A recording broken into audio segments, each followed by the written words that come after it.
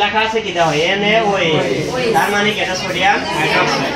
আমরা সোডিয়াম হাইড্রোক্সাইডের ভিতর যদি সালফিউরিক অ্যাসিড দিই তাহলে কি অ্যাসিডটা ক্ষারের বিক্রিয়া কি করে হয় পানি এটা আমরা দেখি আর যদি কোনো কারণে বিক্রিয়া সঠিক না হয় তার মানে এটা ঝামেলা আছে আগে শুরু করি এটা আবার নতুন ভিডিও করব ওই ভিডিও বাদ দাও বললে সমস্যা নাই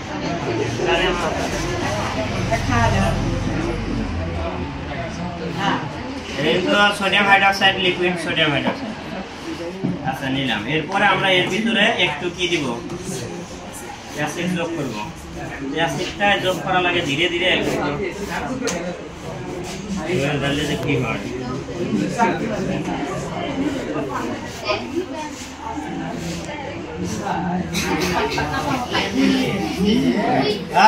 কথা বলো না তাহলে প্রথমে এর ভিতরে আমরা কি নিছি বলো সোডিয়াম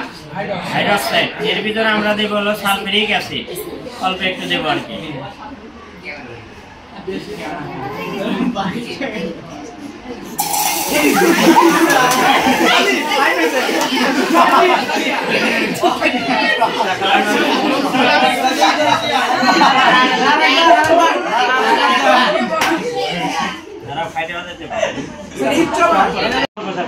নিচে একটু দলা দলা গেছে না লবণের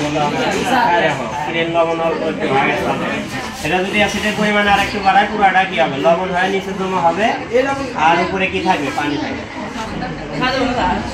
দেখা যায় এর ভিতরে লবণ অলরেডি না না এটা খাওয়া যাবে